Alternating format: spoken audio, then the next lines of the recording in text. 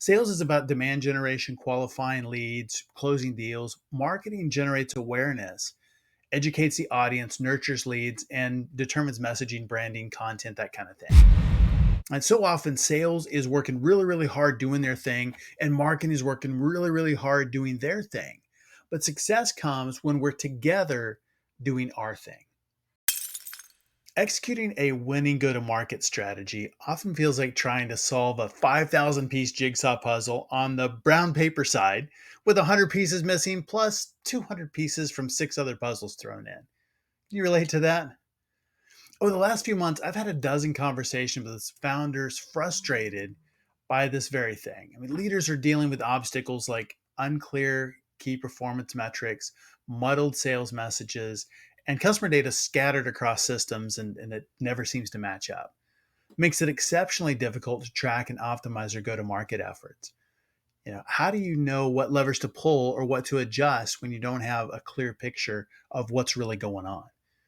We solve this by adopting a systematic approach and focusing on incremental improvements. Now, we can't fix everything at once, but we certainly can over time, starting with the biggest impact items first. And on the upside, I mean, these are normal growing pains that we can overcome and tweak strategy using data driven insights. And for clarity, go to market isn't the place we advertise or email sequences. It's not sales scripts or how the team is set up. It's not push, it's not pull, it's not sales or marketing. It's actually all of those things working together to support the overall go to market strategy. So the underlying strategy is sales and marketing, but go to market is what unifies those. Sales is about demand generation, qualifying leads, closing deals. Marketing generates awareness, educates the audience, nurtures leads, and determines messaging, branding, content, that kind of thing. And go to market is all of that under one umbrella, united by a single strategy. It establishes target profiles, end to end pipeline processes, what the mix of channels looks like based on product and buyer's needs. It's the glue between sales and marketing that sets common priorities for each. And so often, sales is working really, really hard doing their thing, and marketing is working really, really hard doing their thing. But success comes when we're together doing our thing. So, what does that look like? Back to systematic approach and data driven insights. First, we want to make sure that we do establish clear key performance metrics, clear KPIs. And one of the easiest ways to get started is getting a clear picture of what success actually looks like and charting a path to that. So here's where we want to go, and what does it look like to get there? What are the steps we need to do? Start by defining the metrics that truly matter for each step of that process or channel, for example. So paid ads, you might focus on cost per lead or click-through rate or conversion rate. For sales, maybe it's lead to opportunity conversion, average contract value, or the days in a specific sales cycle stage.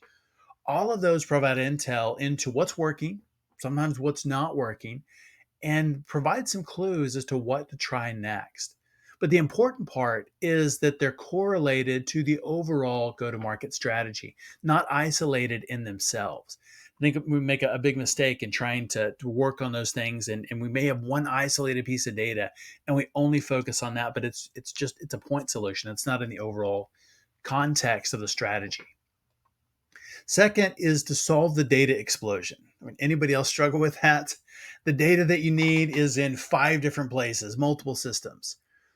And we've got to address the issue of siloed customer data by implementing some sort of an integrated system that provides a unified view of sales, marketing, support activities.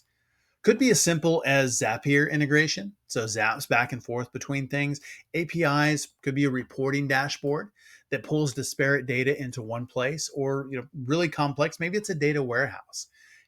Figure out the right solution for you. But ultimately, the goal is to be able to attribute conversions accurately, identify cross-departmental opportunities for improvement, plus cross-sell, upsell opportunities, and that's huge. And those are all critical for maintaining high net dollar retention, which again, there's a key KPI for your business.